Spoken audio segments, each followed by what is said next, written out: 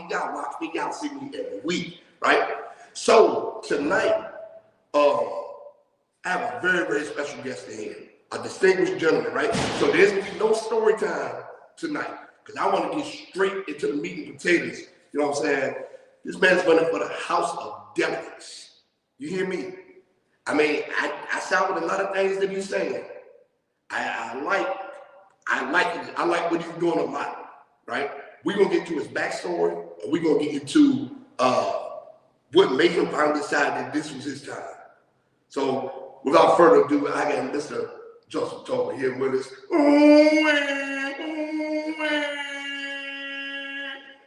That's right, man. So introduce yourself to the people. First off, thank you for having me. Thank you for bringing me on the show. I appreciate that. That's right. Giving me a platform to share some of my thoughts, some issues that I would like to tackle. I'm your brother, man. I'm your friend. I'm your homie. I grew up, I'm from Washington, D.C. Okay. Like any other parent that's looking to move their children to a better environment. My mom moved me out to a glass mountain first. Okay. From 3rd Street Southeast. Is that much better? No, not. Is that much better? No, now that I'm older, I'm like, Mom, you might as well kept us on Livingston Road. You know. We moved from Columbia Park to Palmer Park. Like, what's going on? Yeah, and so from there, we got her kicked out. Mm-hmm. She didn't get evicted, but we got one of those notices because we was just knuckleheads, and she had to move us out to Cherry Hills. Okay. Landover Hills. Oh yeah. Not Landover, but Landover Hills. Landover Hills. Now I used to say Landover all the time. I still. Now I'm gonna tell you something about Landover Hills. You hear me? When I was in high school, that's where all the pretty ladies was. In Landover Hills. Yes, there Cooper Lane. Yeah, all the stuff that they used to hang up and shoot crap and that. Like, anybody going back there? Where y'all got girls at? Yeah, that's probably. I was probably out there. So yeah, 450. And then from there, I got out of control, and I ended up going back. Having to move back out southeast with my dad. So I'm your brother, man. I'm your friend. Mm-hmm. Been there, done that. That's who I am. I'm a father of 4. Okay. Yeah. So it's good that you brought that up because in the economy that we living in the world we living in right now, right? You can relate to a lot of the struggles having 4 children, right? So I understand this journey has been long and tedious for you. Yes, sir. Right, it has been, right? So what happened along your journey after you went back to your dad? What happened in your journey? They said, hey man, what was the defining moment? They said, hey, I'm gonna run for office. Like what was your scattered path? Did you have a scattered path? Absolutely.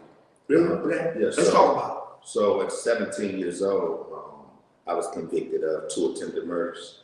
Okay. So I went to prison. I was sentenced to 20 years. Mm-hmm. I went to prison. I did my time. When I came home, I was expecting to be accepted. I was expecting to be able to come home and get a job and take care of my family, never to offend again. That's right. But back in 2005, when I came home, there was no return citizens talk about helping us, getting us programmed. And I make no excuses for my behaviors, right? Yeah. But I remember making minimum wage, and I remember looking at my children, and I couldn't afford my rent. Yeah. And I couldn't afford gas and things like that. And I made a decision to go back in the streets. But this time I wasn't going to shoot nobody. I wasn't going to rob nobody. It was about making money, survival. Yeah, so survival. That's right. So I started back selling drugs, but I knew this time that I was going to go all the way in the game. Yeah. And then subsequently, man, the FBI came and got me on a drug conspiracy. And when they put the handcuffs on me, looking at my 1-year-old son, right then I knew I was done. I was sitting in the house. They was putting letters up all around the house, taking evidence, pictures of evidence.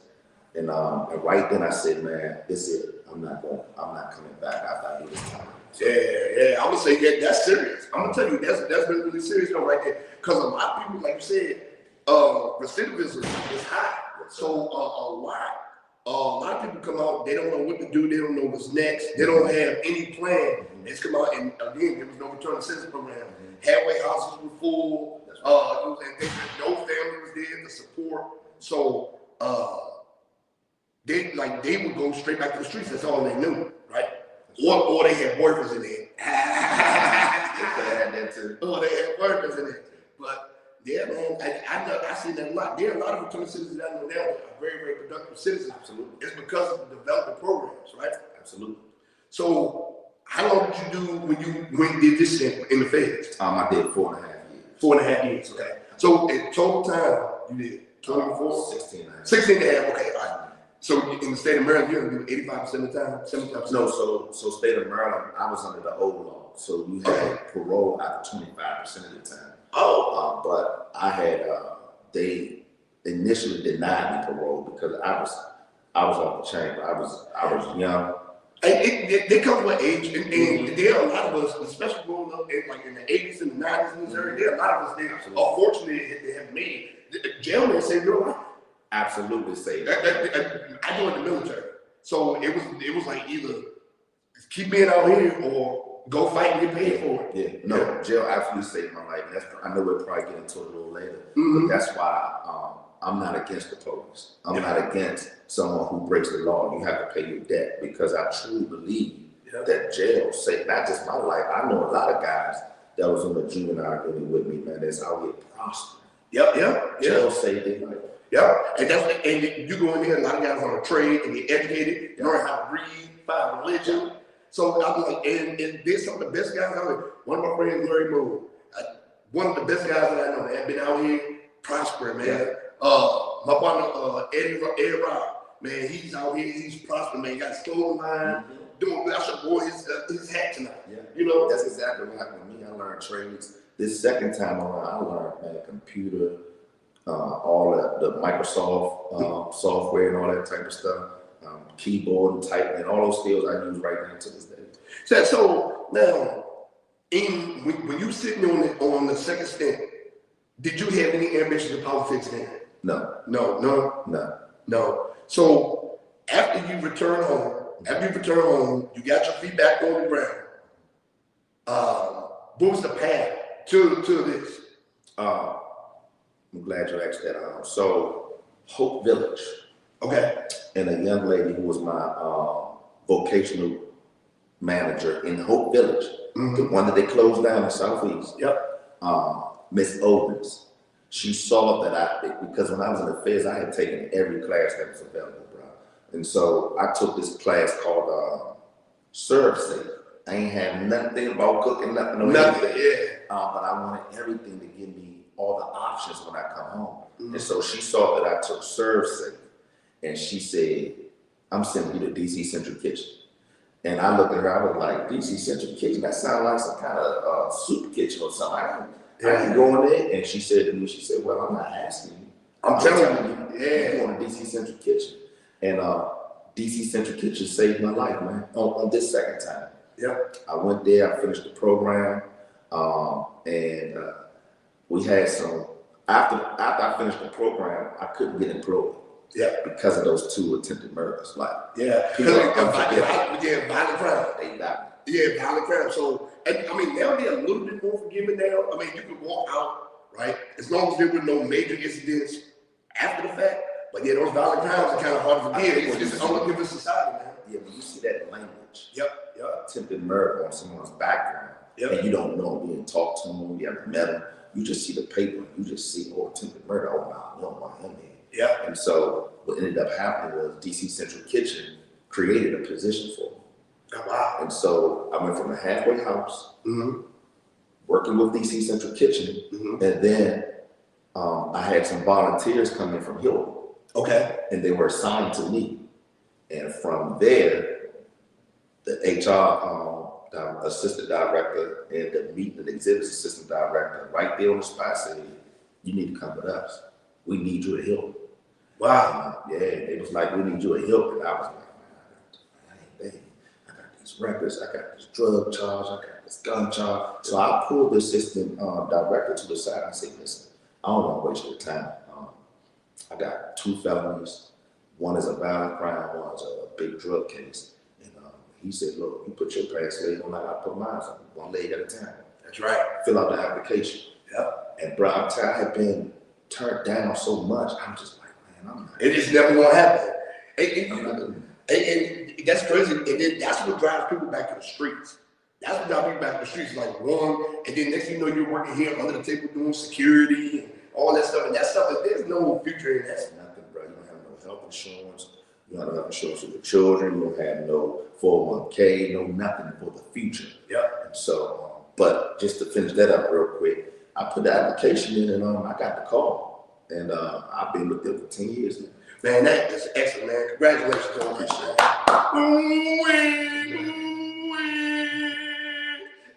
Yeah, man.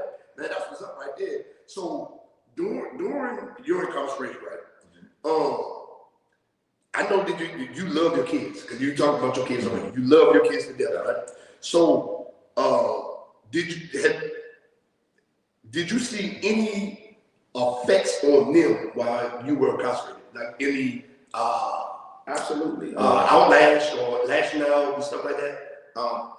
Well, I wasn't there to see that, but I did hear the conversation and phone calls. I mean, whenever you don't have dad around, like it's going to affect, especially when you got boys. That's right. You know, dad's supposed to be the disciplinarian. That's right. And he's supposed to be the one to help guide little boys into strong men. And so I'm thankful that my two oldest boys, so I got a daughter that's the oldest. Mm-hmm. She's older than everybody. And I got two older boys. So for my two boys, I'm thankful that their grandma was tough on them. That's right. Yeah, she was tough. That motherly love. Yeah, grandma wasn't playing. And when I can tell you, my grandmother passed, our family fell apart. Yeah, it always happened. She's the matriarch. Yeah, sure. Everything fell apart. Yeah, and so my children's okay on that aspect because of grandma. Their mom was good too, but ain't nothing like. She was a teenager when she and I had my oldest son. Okay. So she didn't know anything about raising no child. And then I went to prison. Yeah. So I went to prison. She was pregnant. So they doing very well now. All of them are never got any felonies. Yep. They all got their, their carry license legally, which I was preaching to them all their life. So they're doing well. And that 2A, baby. My God. 2A. You should see my son on Instagram. I'm like, oh my God. Here we it's go. All legal. Yeah, it's all legal. Like what you gonna come and get? It's all legal. Yeah, it's all legal. So now this journey to politics, man, this has been your past, right? This has been your past. You came home, you put your foot back on ground running with the work, you got back active with the kids and everything, right? Kids are grown and stuff like that. Do you feel like because your kids are older now, you feel like this was the time for you to run? Well, I still got a 16-year-old. I mean, he old enough. Yeah, he's old enough. He old enough. So I do think it's time. Yep. But what led me to it, I'm tired, bro. Yeah. I'm tired of complaining. Yep. I'm tired of arguing on Facebook. We're gonna get into that about the Facebook. The social media has declined in society. They believe everything they read. They believe everything they say. They want to argue with you, don't know half they talk about. I be beating people down with facts, and they still don't believe it. No. And so I'm tired. And then you reach a point where it's like, you know what? I'm tired of talking. It's time to do. It's time to put some work in. I'm tired of talking. You see some things that's going on that you know is wrong. Yep.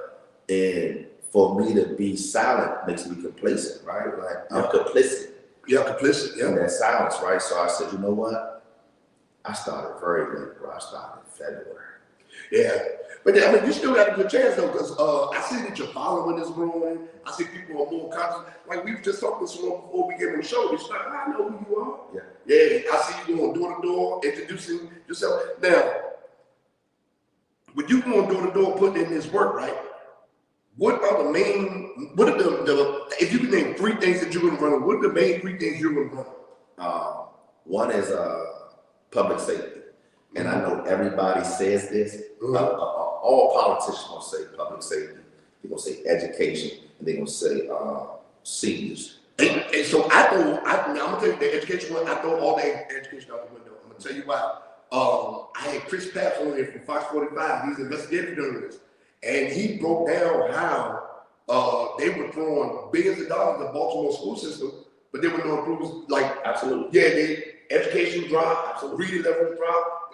graduation percent from 71% to 2% in 8 years. Yeah. So they've been dumping billions and billions of dollars into the system, Yeah. not giving facilities, none of that stuff. Yeah. So I'm gonna bring you back on education training, and so public safety. Here's my thing about public safety. I don't think we're holding people accountable anymore. I think people are getting arrested and go to court and get smacked on the wrist. I think our court system, our state's attorney's office, well, I'm not saying it about Tyler right now, but I think everything has become more of an advocacy. Yes. Right? Instead of you made a mistake, you have to pay for your mistake, and you have to do your time. Yes. Right? The state's attorney's office is supposed to prosecute those who commit offenses against the state of Maryland. That's right. That's your job. But you know, Maryland's been soft on the ground for a while now. And so that's why public safety isn't the one for me. Even our juveniles. Yes, they are still in cars. You know, in the last year, there have been more car thefts with juveniles getting arrested for car thefts than like I think in the last 10 or 15 years. In the last year or so, year and a half. And they're wrecking cars, killing other people, and nothing's happening to them. Nothing's happening to them. Even with them carjacking. Putting a gun to someone's head and taking their vehicle, they're getting released right back out to their parents. And they blaming this on the gentrification in DC that all of the kids are being pushed out. Like, no, that's not it. No. These kids are from here. Yes. But you gotta understand, and then this is why I'm coming back to education. There's no accountability in schools. No. So if you raise a child up that can just be disruptive in class and he don't get suspended because we need to pad you got to pad your stats. You got to have students for fun. You have to have students for fun. So the statistics has to be padded. So you can't be showing a lot of suspensions. Right. You got to keep them in school. That doesn't help our children. It doesn't. And no one gets left behind. I think we need to bring that back. We need to be out shaming these kids. If you fail, call these motherfuckers dumb. But the thing about it is they won't fail. And that's the problem. We have kids that's out here right now. So I was on the train reading the book. And a kid came to me, track apple. He said, hey, OG, can you tell me what this word is? Come on. I said, pessimist. He said, what is that? I said, you have this smartphone in your hand, Google it. Why do you need me to tell you? So he looked it up. He couldn't pronounce none of the words in the definition. So I had to break it down to him what a pessimist was. Because a girl told him he was a pessimist. Right. And he did not know. He was like, it's bad. Bad. Education. Like, I'm bringing you back on the train, bro, because we need accountability. We need to hold that. I don't know, do you have any young children? No, my kids are 20 and 18. My oldest about 21. And so I homeschooled my son. I went to school. I went and sat in my child's class, and the stuff that they was teaching, I said, no way in the world. Because if he come home and he bring this math that they got nowadays, and they have these Common Core strategies, right? And so I'm trying to teach him how I learned. And he looking at me like, we don't do that. Damn, what are you talking about? That's not how we do it. And now I'm ready to get the belt. You ain't paying attention to school. So I had to slow down. I said, I'm going to sit in this class. I sat in this class for 2 days. I took all the work. I sat in the class for 2 days. And when I seen the strategies that they was trying to teach our children, and I can't understand none of it, so therefore, how can I help them when it's going to work? If you don't understand, I don't know none of that stuff. And not only that, what they doing, they treating these kids just like little kids. You know how when you have a bad little kid and you just take the tablet. That's what they're doing in school. The computer is doing it, and they just putting up videos there. They just follow the video. Look on your tablet. Look on your computer. And so I decided to homeschool my child. And so I'm a big advocate for homeschooling. I'm a big advocate for school choice. If your child is in a school that is not performing well, I believe that you should have the right to take your child out of that school and put your child in a school that is performing to give your child an education. And I believe in that. I firmly believe in that. And I'm gonna tell you why. Because they're like, I got kicked out of Bowie, but I grew up around here in Atlanta, and they was busting us. We was going like Central and Fairmont and stuff like that. And then one day they did a rezoning, then they sent us out to Bowie. I said, okay, cool. But not only did they send us to Bowie, they said all the hood niggas to Bowie. So it was like, we wasted time here. So then I transferred, I got kicked out there and wanted to go to Parkdale. And Parkdale worked off for me. They had the magnet program and things like that. And I was like, okay, this school works. It wasn't as bad as Bowie. Not fighting the Bowie, they put a bomb press up there and white people shit. Like, man, what are we doing? We spent all of our days sitting on the field. Right. You know what I'm saying? Because they was calling it bomb press from the house across the street. Right. You know what I'm saying? So, like, this is dumb. So, we got to get back on education, bro. Yeah. All of us need to get back on education. Like, that's the key. That's the foundation. Everybody blames it, saying there's no recreation in the neighborhood. We can build all the bricks all we want, but these kids ain't gonna go to them. Nope. They're not. They're not. And then we have to make education fun again. Yes. Like, we have to make it fun again. We had fun field trips and stuff like that, and we have to make it fun again. Yes, we need to really rethink our educational system and how we teach our children in this modern day. Yep. Right. We need to really rethink it. Trades. Yep. We trade the home ec. I love trading. We gotta bring it back. Trade the home ec. That's why we got some of these damn young girls who can't cook now. Yeah. It should have started right there. It should have. Should have started right there. But what about the young men that can't change the tire? They can't change the tire. They don't know what a ratchet is. They don't know what a socket is. That's right. Right. So, and you learn those things in trade. So so we got a lot of work in education to do. Although I homeschool, and I also believe that the funding for the child should follow the child. It should. Now I'm gonna tell you who is getting paid though, because Chris brought this up too, and I started reading the book, and he had the statistics and facts. With them dumping all that money into the school system, and them not upgrading facilities and the curriculum and stuff like that, guess who was getting paid raises? The superintendents, the teachers, the janitors, the adults were getting paid and doing better. Right. And he broke down statistics in Baltimore County, Baltimore City, and you see the teachers were making 64, now they're making 90,000. Right. You see the adults were getting paid. Okay. So, yeah, man, it has to start there. Absolutely. Yeah. Absolutely. So that's why I'm having an education. And then for our seniors, I have a serious plan. I can tell you off camera. Yeah.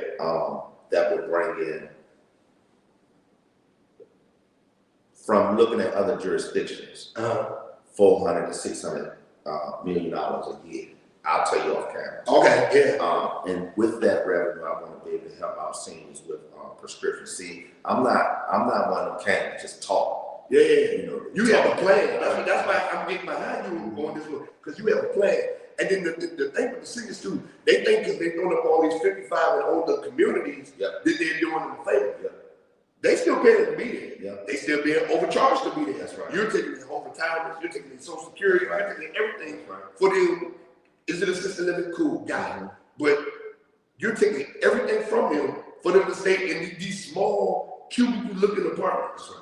So like, no, man, I don't agree with that. Yeah. They just like we disregarding our elders. Now.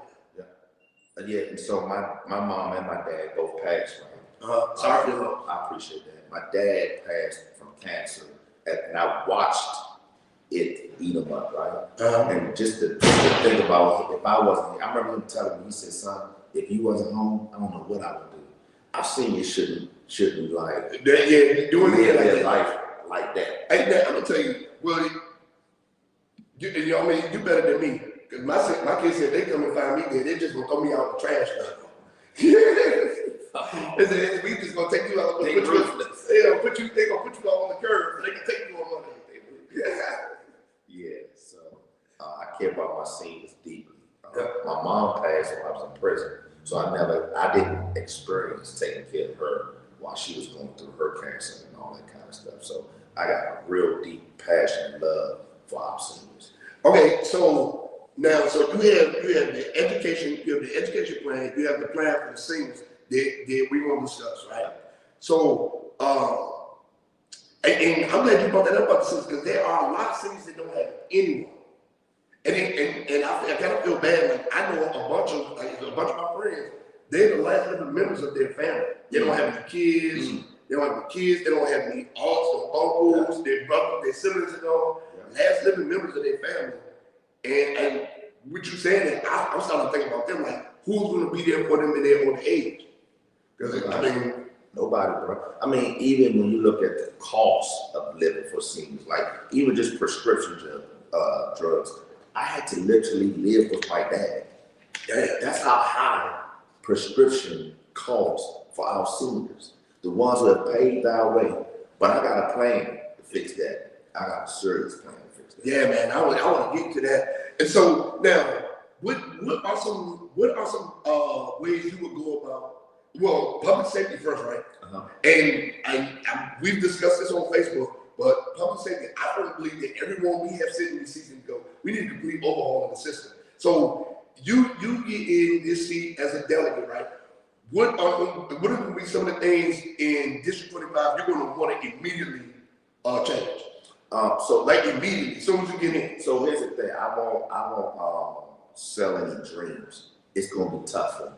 Yeah. Because I have to be able to forge relationships with other delegates to get what I want, my bills passed through committee first. That's right. And then onto the floor. Then it has to cross over to the Senate, and hopefully they don't want to make no changes. So the first thing I think I'm gonna have to do first is I have to build relationships. I know it's not gonna be easy because I'm buck the system. Yeah, that's what I'm saying. That's when I'm gonna tell you. Yeah, that's gonna be difficult because a lot of these career and lifelong politicians, man, they bought and paid for. You know what I'm saying? They got big farm and all these guys in their pocket. They don't want to change.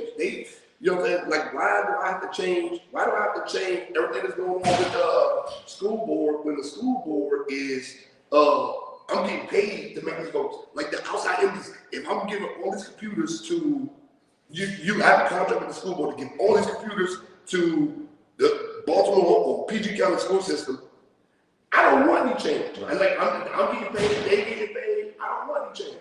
So, that's an uphill fight. That's an uphill fight. I think, like you said, we're going to replace a lot of people. Yeah.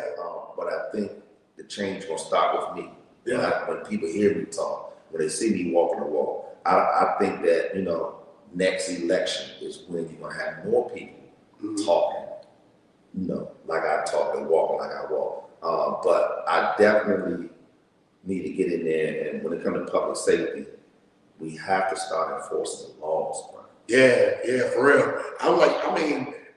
Because when we were younger, if you did the crime, you did the time. You did the time. And then who wrote those laws? Joe Biden and Bill Clinton. Yeah, and so for the juveniles, I would like to see us add on to shelter. Yeah.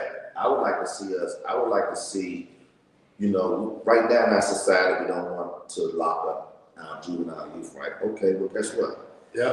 Let's send them over here to Shelterhand.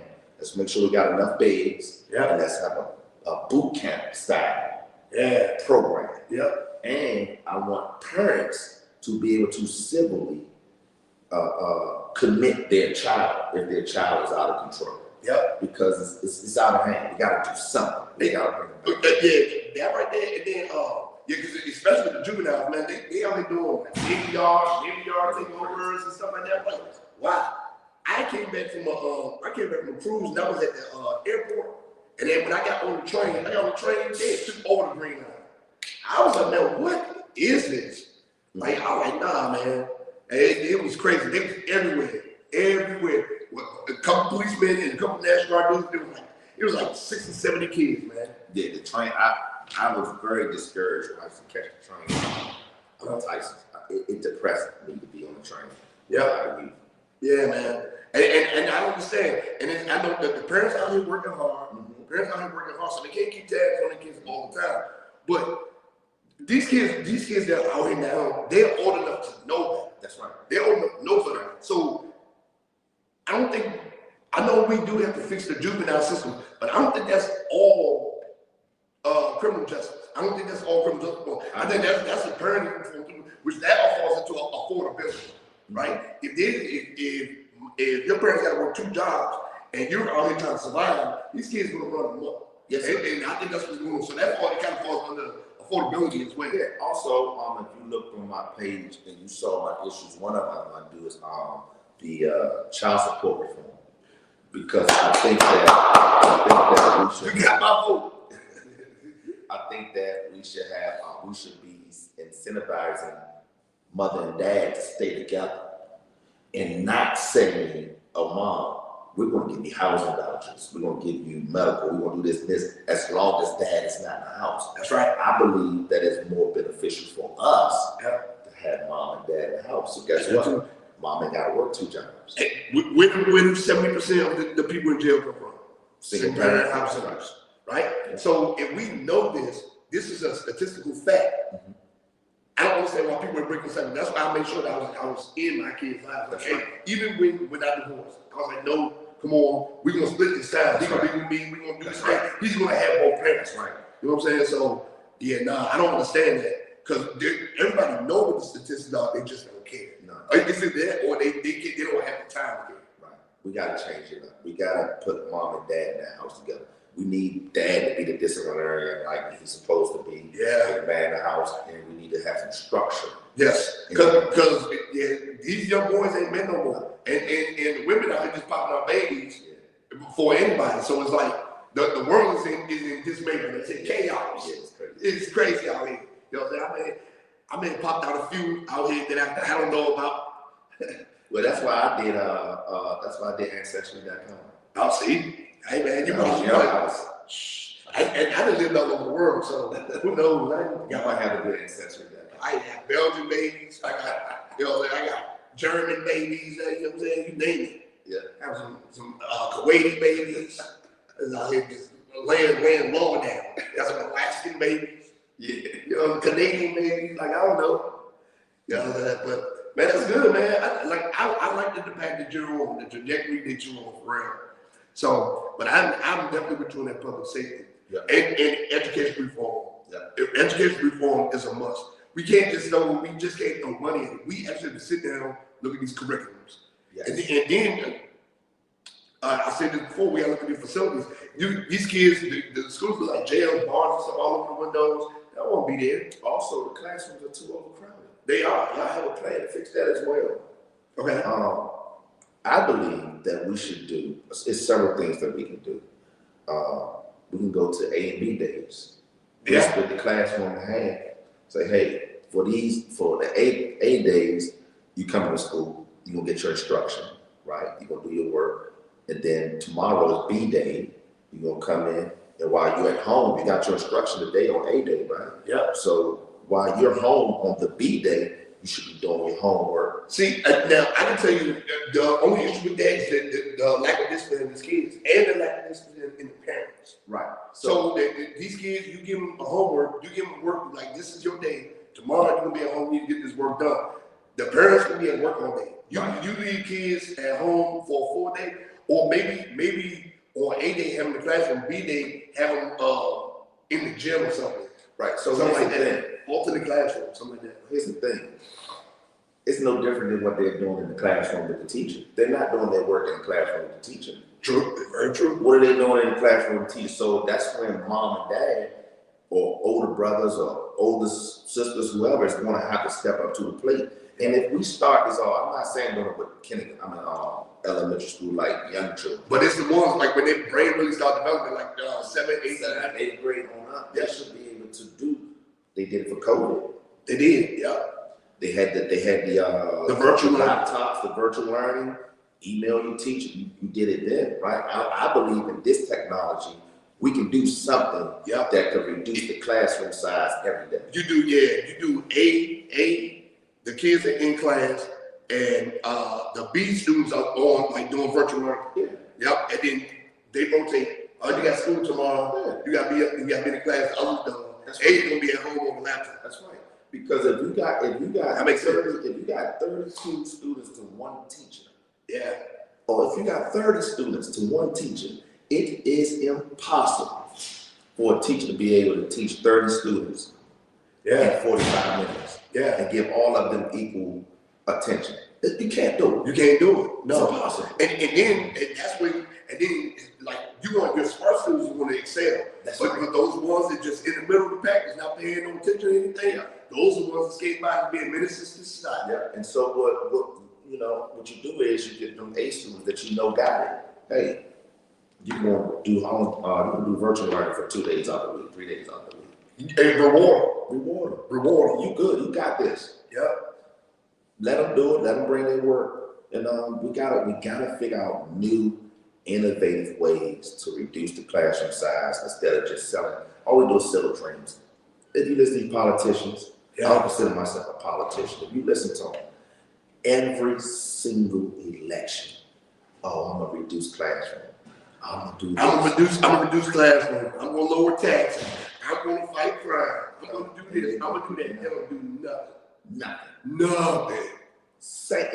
And we vote for the same people over and over and over again. So and when people complain about taxes in PG County, I'm like, I want you to look who y'all been voting for.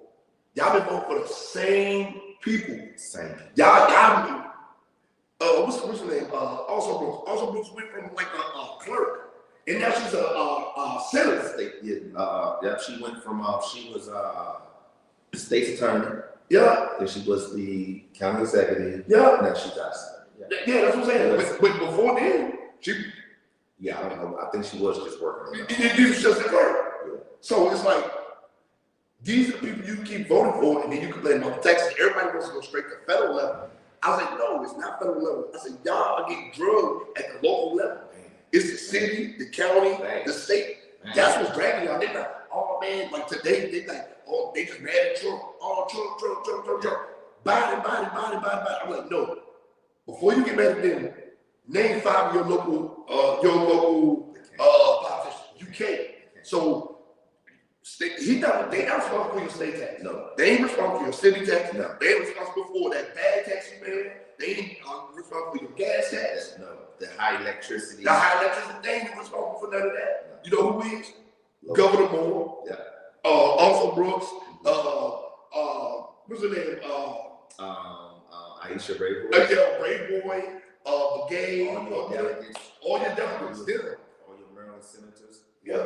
I mean, you look at the electric issue that's going on right now, and I get so mad because how dare our legislators in Annapolis go and say they're passing a bill to give us $150 a year. That's $12.50 a month.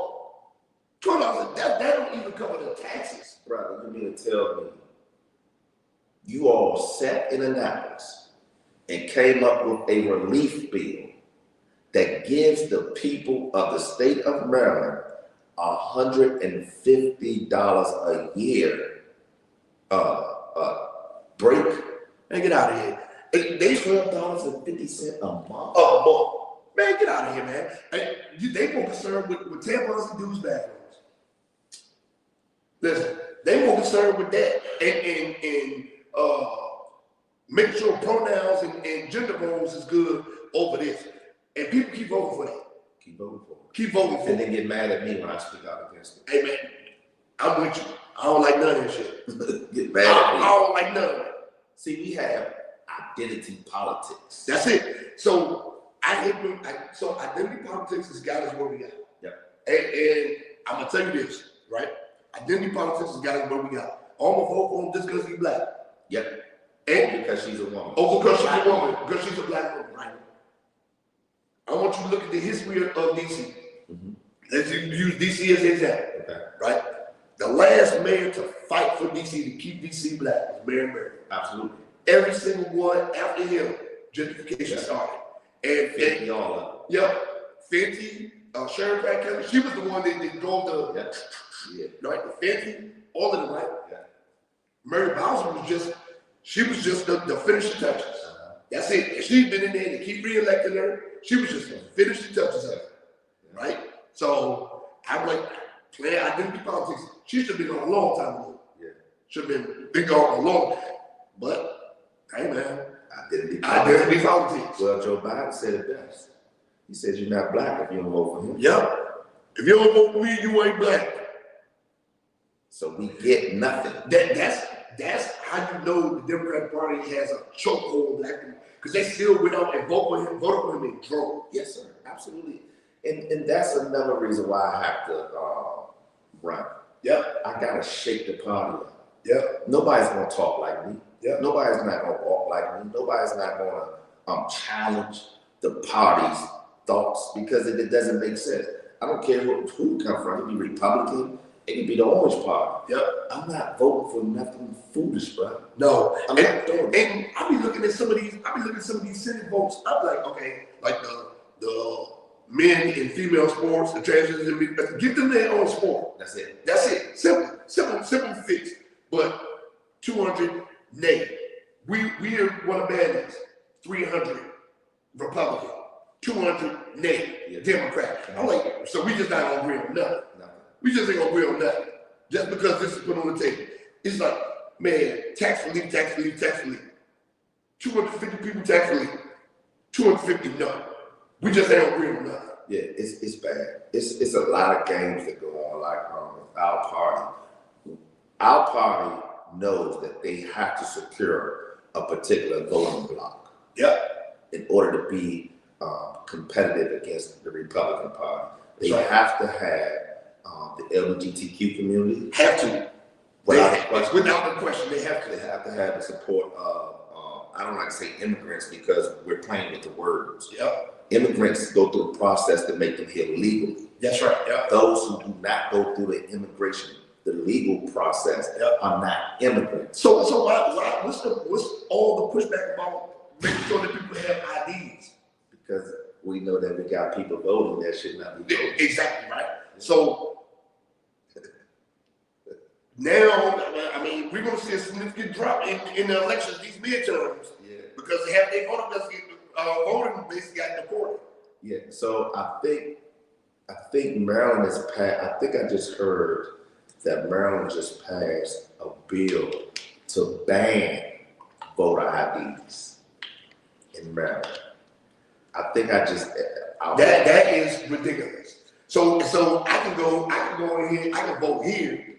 I can go down the street, vote again. I can go over there, vote again. Nobody's gonna check my ID. My name is Larry Brown. My name is John Smith. My name is Forrest Grant. And see, these are things we gotta fix. Yeah, because absolutely. I knew when they decided to give undocumented persons driver's licenses. Yeah, CDL right there. See, that's what you did. CDL right here, undocumented, you got a CDL. Yeah, man. I'm totally against that. I am against you being in this country. Even though that's a federal issue, CDL is federal. It's a federal issue, but it's the states that allow you to get the CDL. Like you go to Maryland, you train in Maryland, you drive in Maryland and get your CDL endorsement. But I'm against someone being in this country undocumented and getting a CDL. I'm just against it. Yeah, that and taking benefits away from black people. If you already kicked all the fathers out of the neighborhood, don't take the benefits for the single women and the baby mamas out here. And see, but then here's the thing for the undocumented brothers and sisters that's here. The mom and the dad and the children can be together and still get the services. Why can't the black man and the black woman and the children be together and still get the services? Touche. I never thought about it like that. That's well, you out here thinking. This is why I have to run, because there's a lot of things that just doesn't make sense. Yeah. And they lump everything with black issues. Yeah. So and I've been saying this. I said this a while ago. Civil rights, right? Mm-hmm. Everybody said civil rights was for black people. It was, but it leaned more to helping white women out when we first created. That's right. Same as affirmative action in DEI. It leaned more to helping white women out. That's right. So even civil rights, which was supposed to be a black thing, it's been hijacked by other groups. Down, Asians enrolled, Hispanics enrolled, LGBTQ plus is enrolled. Civil rights do not just belong to black people. So it's an encompassing issue. It was hijacked. That's right. So how do we fix that? How do we get back on track where because civil rights becomes a focal point for us, like, you know what I'm saying, our community. Because right now, there are a lot of things, a lot of programs that are being swept on the rug because we're being put on the back burner. And then when people were mad about the DEI, I said, hey, y'all are mad about these DEI initiatives. Black women were number 8 on the list. That's right. They were number 8 on the list. Everybody was Asians, Hispanics, white women. Everybody was above them. And these black men weren't even in the top 10. Weren't even in the top 10 for DEI initiatives. So what are y'all out here fussing about? You correct about that. Yeah, that's what I'm saying. What are y'all out here fussing about? So I don't. So how do we reel everybody back in? How do we reel everybody back in to a focal point where this is where we need to be focusing? How do we get civil rights focused back, or what it should have been for in the first place? Well, we're gonna have to make some changes in the representatives in our party. Yeah. The thought has to change.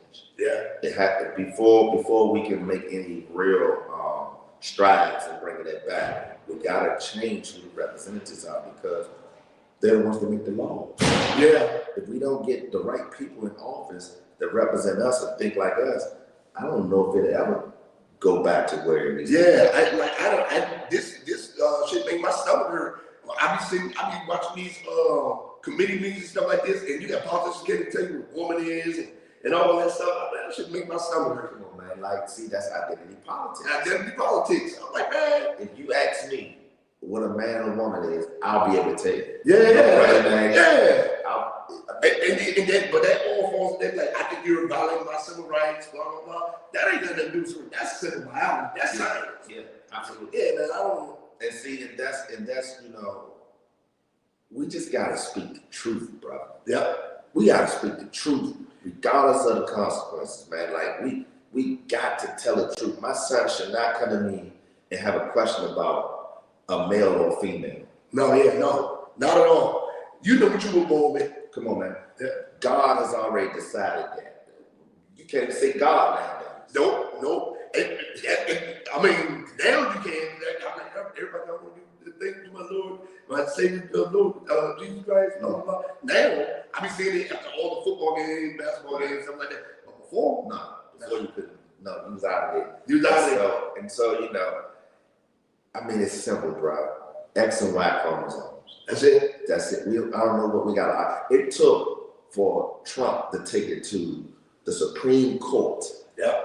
For the Supreme Court to decide that there's only two genders. Yeah, and then you like these people on the left losing their mind. You're misgendering me. Yes. I identify as a rabbit. Yes. Yeah. So I don't even know, like that's what I don't. And then okay, so with you being a Democrat, and me and my partners have had this conversation, and I don't know how what your thought process is, right? But we be having conversations, right? So, black men, what would you do to improve this party, the look of it for black men? Because it seems like the Democratic Party caters to everyone else. That's a fact. Except for black men. That's a fact. Right? And we joke about it, but if you think about it, it's true. The Democratic Party, there's no room for a heterosexual black male in the Democratic Party. No room for it. No. And we joke about it, but there's a lot of seriousness behind that statement. Absolutely, there's a lot of seriousness. Yep. So what I would do, just like I have the all men's group every Thursday. Yep. Right. What I would do is I would begin to champion policies that strengthen black men. Yep.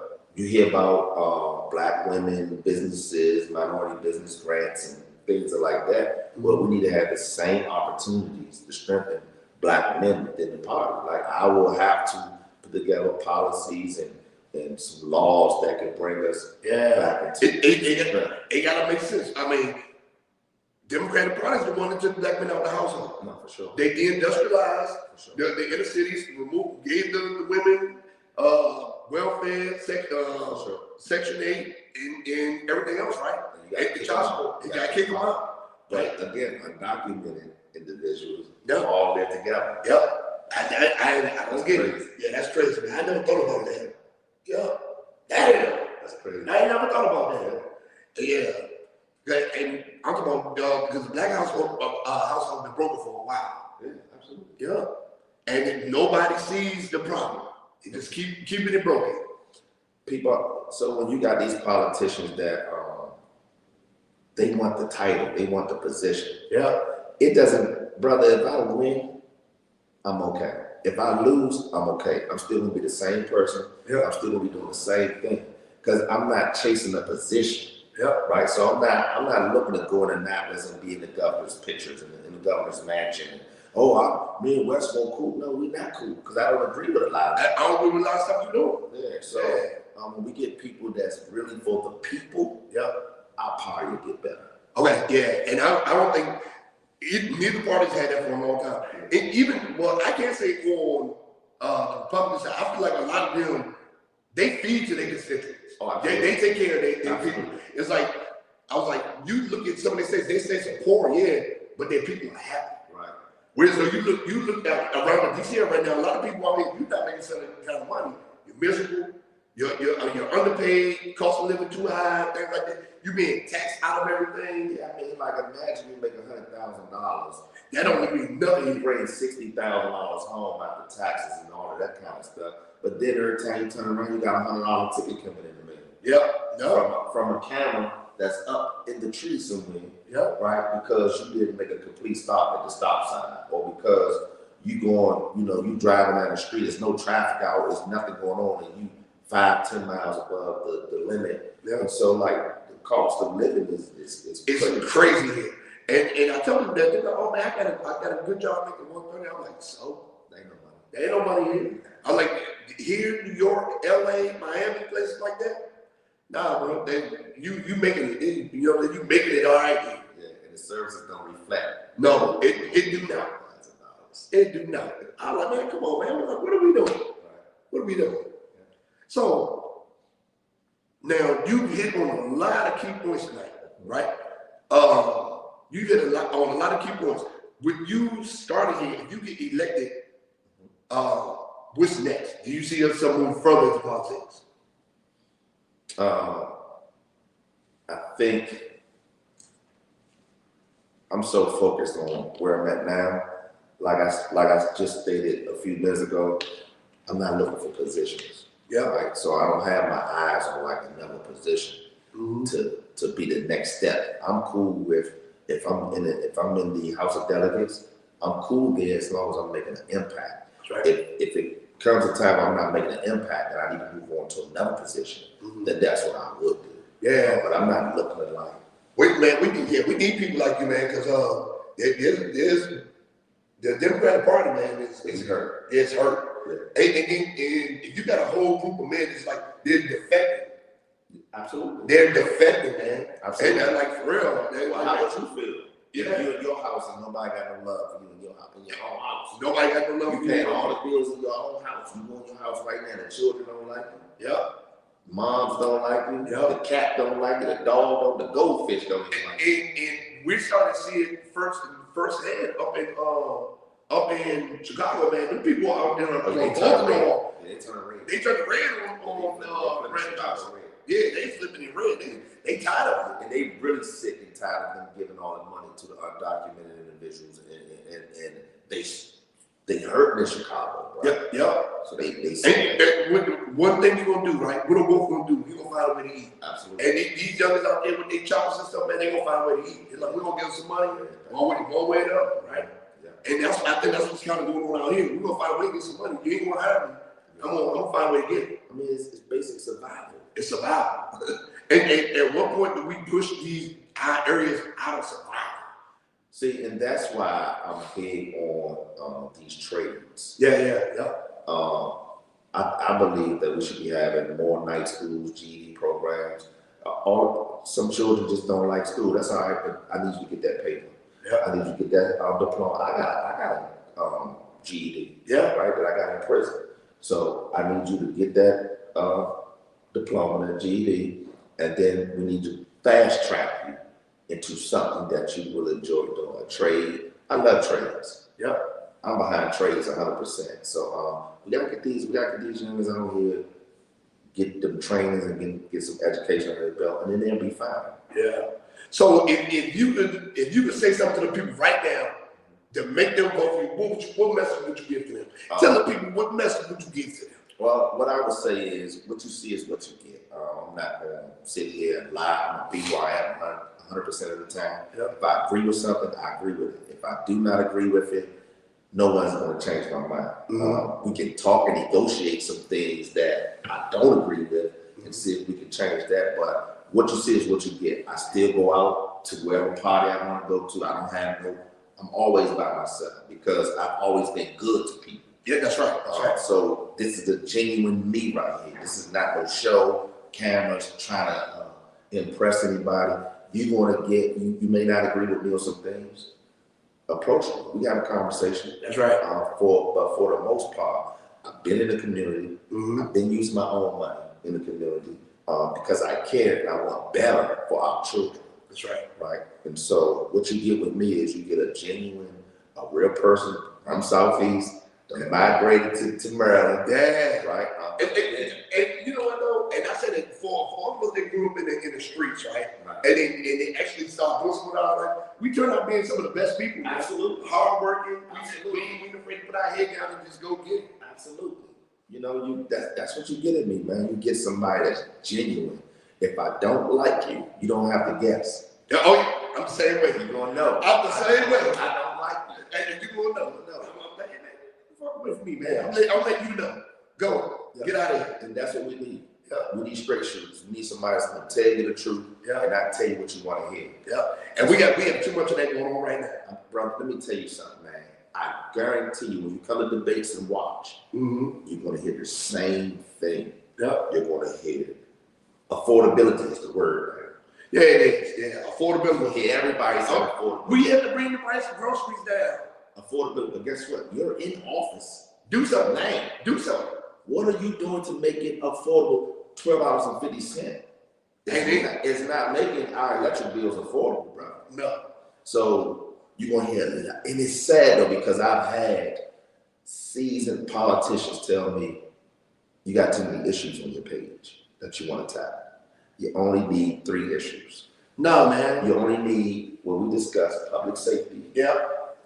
Education and seniors.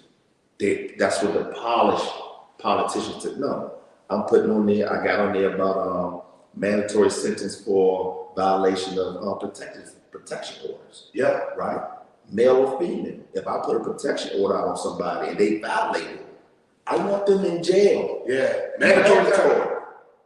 First time, 2 years. I don't want no judge to be able to say, "Oh, we're just going to send them to mental health court." No. Yeah. So I'm glad you brought up mental health too. Since we talk about this, right? So now, what about how? Because there are a lot of people that are unjustly incarcerated because of mental health issues. How would you tackle that? So we got to look at their history, not just because they got in trouble and all of a sudden we want to. They play crazy. They got an issue. Their dad wasn't there, this or that, right? So you got to look at a person's history. Yeah, he was like this in 6th grade. He was like this in 4th grade. We got to work with him. Yeah, right. We got institutions for persons with mental challenges. I was in one, Protection Institute. Yeah, right there down in Jefferson. That's why I actually learned the group therapy thing that I do now with the men's group. Yeah, that's right, and it works. And it works. It definitely works. So we gotta protect our mentally vulnerable individuals. Yeah, if they're going through something, we gotta protect them. We gotta come up with ways to make sure they're taking their medicine. Do you think having mental health personnel and police departments will help? Like, for instance, if I'm in here right now and I'm having a mental health meltdown or something like that, police is going to come guns blazing. Yeah. So maybe the sergeants, maybe we need to make sure that the sergeants and the lieutenants, but I think all should at least have some basic mental health. I know how to identify. Yep, and de-escalation. As public servants, I think everybody should be able to take a look and say, "Oh, let's step back. Is this a criminal issue or is this a mental health issue?" Yeah. And certain things you can kind of be able to discern whether or not it's mental health or if it's criminal. Okay. Yeah, I'm gonna say because I've seen that a lot of guys that have mental health issues getting gunned down and stuff like that, or going to jail, and they don't need to be in jail. They need to be somewhere. Yeah. So we got mental health institutions. Even hospitals have mental health wards. You can be in a hospital and be committed in a hospital in a mental health ward. Yeah. So I think if that is the case, then we definitely need to be able to give them the help that they need. Okay. All right, yeah, man. Yeah, I like that, man. I think they're gonna be all right, man. I think you're gonna win. I think it's gonna be tough for me. But you're starting. Yeah, I think because I started late. Started in February. The funding, I don't have the funding. Well, if you don't make it in this election cycle, the next one for sure, because you already know what you have. Absolutely. And then but I firmly believe that you're gonna get in there. I think you're gonna muster what you need. I think I'm gonna pull it through too. Yeah, because there's no one else that I know of. There has a plan. You have an agenda, and you know what you're gonna have to do. You know you want to ruffle feathers. Oh, absolutely. Yeah, to get your agenda done. Absolutely. It's gonna be tough for me, but I'm built for it. Nothing that I've gotten in life has been easy. That's right. Like going to prison at 17 years old and coming back, I've never been sexually assaulted. Yeah. I've never been stabbed, busted in the head. Yeah. I've been through some rough, fights and some things inside, but nothing that I've been through in life has ever been easy. So let me ask you this though, right? So when you get up there and you're debating and everything, do you feel like the people you're debating are going to try to use your record as a weapon against you? No, not in this day and time, because I'm so forthcoming with mine. Like, it's a part of who I am. Okay. That's what made me who I am today. Okay. So it would be suicidal for them to try to use my record against me. And not to mention, I'm trying to create a voting bloc of returning citizens. Yeah. So whether it's more than people think. That's a whole demographic of people that's not being touched. So whether I win this one or not, I can promise you, in the next 4 years, the returning citizens of Maryland will have a voting bloc. Yeah, because I know you helped get some legislation push for that, right? For us to get our voting rights back. Yeah, okay. 2016. In 2016. So how did you even start that process? So when I was in prison, I was in the Maryland House Correction. They called it the cut.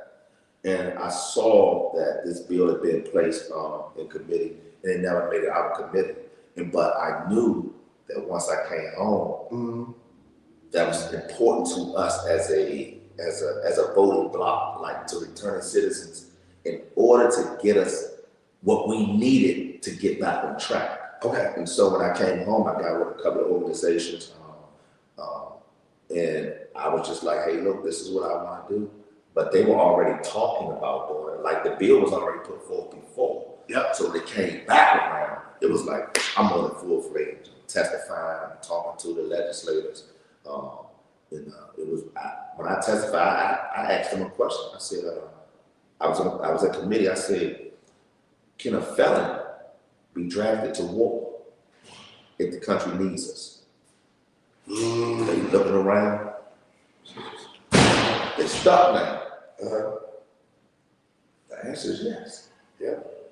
And so I say, if we can be drafted to war and give our life for this country, why can't we vote? Yeah, that makes sense. And so here we are today, 10 years later, we're able to vote. We're just not organized yet. Yeah. But you gotta think, when Black people first got our voting rights, we weren't organized. Yeah. It's gonna take Joseph Tolbert, somebody with a little bit of more knowledge and a little bit of understanding to get us together. Like, I didn't know how to create a pact.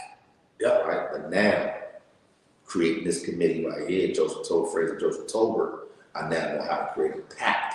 Yeah. And so that's my next step with returning citizens, is to create a pact. Yeah, man. And this information needs to be advertised at halfway houses, everywhere, man. Yep. I believe I go next week to do the training to register voters. I did it before. And so I want to start by registering our returning citizens and let them know they got a right to vote. So for anybody that wants to help with your campaign, how can they help? They can go to WIN. I made it very simple. WIN, W-I-N, WIN JT3. I have volunteer sheets on there. They can fill out the volunteer form. They can donate. It's all right there on the website. WIN JT3. Yep. WIN Joseph Tolbert. Let's go, baby. WIN JT3.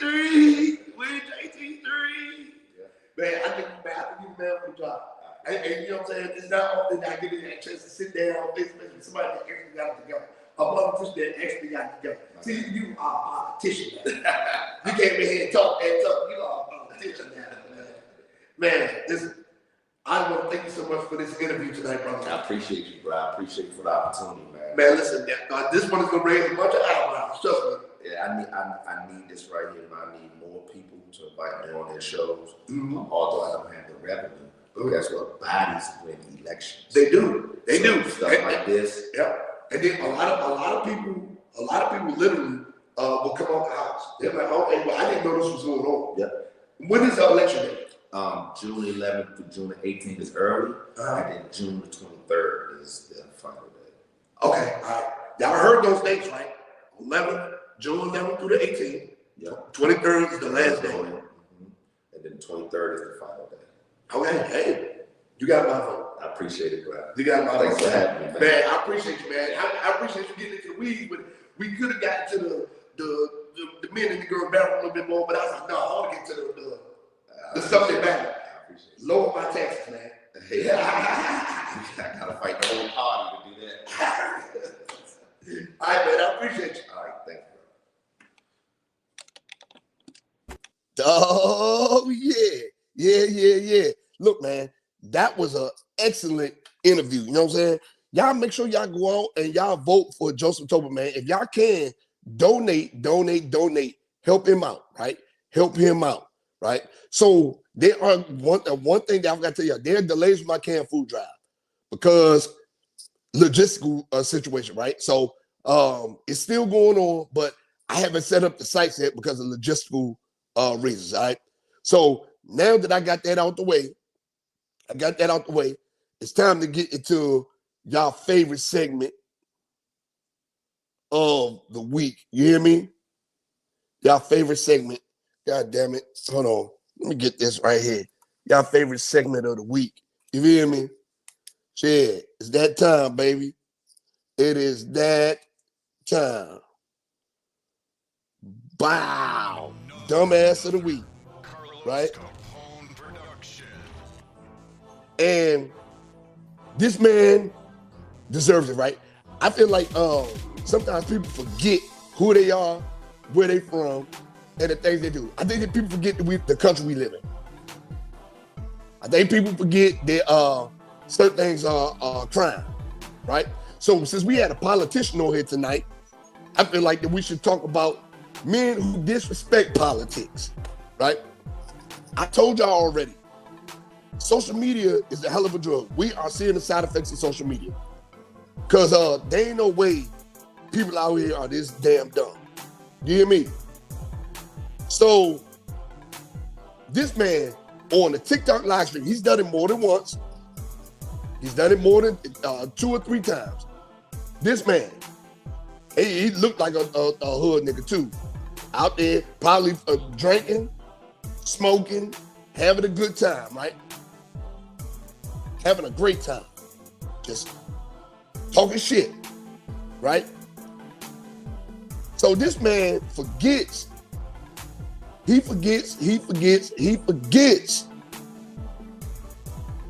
where we are. I mean, in other countries, you can make these kind of threats. And you can overthrow the government in other countries, right? Here, we're too divided to even think no shit like that. People is either too far right or too far left. All of us people this in the middle, we don't give a fuck about neither side. But see, some people take it too much, take it too far. People who are too far on the right, go do dumb shit. Going around killing black people and stuff like that. People too far on the left, burning cities down because they don't agree with something, right?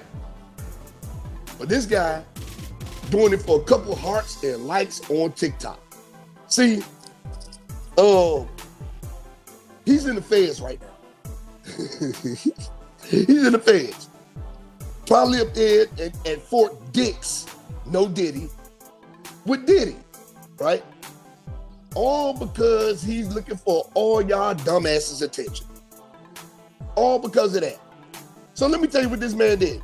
This man went on his TikTok live for thousands of people to see. Now, before we get into this, I want y'all to understand, these social media platforms are being watched, monitored. Whenever keywords come across, it automatically alerts. It automatically alerts the FBI, the CIA, the Secret Service, the Department of Homeland Security. When you say certain things on your phone, because of the Patriot Act, when you say certain things, they get notified. I know this. Most niggas know this. just not this one. So he's right there where he belongs because he wants to show up for people that don't give a fuck about him. Right? So my man say, I'm tired of this country. I don't care. You know what I'm saying? Something got to change. So I'm going to take it upon myself to fix it. He said he was joking. He was trolling. Nah, bro. No. You can't do that. In the climate that we live in right now where politicians getting beat up, jumped, shot, killed, you can't do that, right? Hey, buddy. So you can't do that. So let me tell you what old buddy did. So old buddy did, he felt like it was okay to communicate a threat during his live stream to a sitting president. I don't care if you like him or not. The man is still sitting president. You cannot communicate threats via social media under any circumstances. Let y'all know. If you do it, you go into jail. And it's mandatory time, so y'all know. Mandatory time. So you know. So said that he's gonna take his put a 7.62, which is an AK round, in his forehead. All for a couple likes. I seen the post, all for a couple likes, couple comments, a couple of y'all stupid idiots laughing, a couple of y'all hearting it.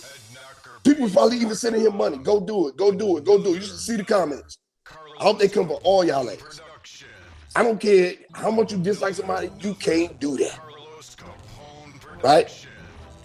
So, Secret Service seen it.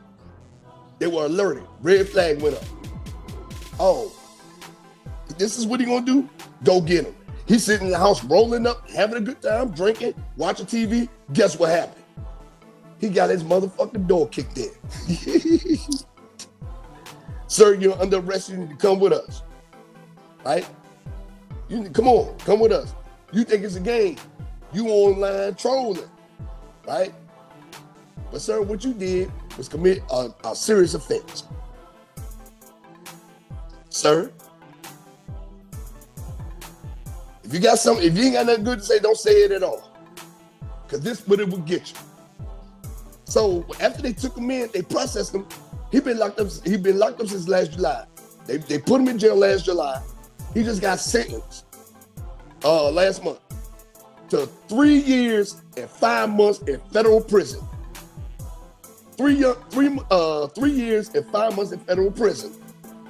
Up there for Dicks for Diddy, or wherever they send him, because he wanted to troll and play games on social media. I told y'all, social media is gonna be the death of a lot of y'all.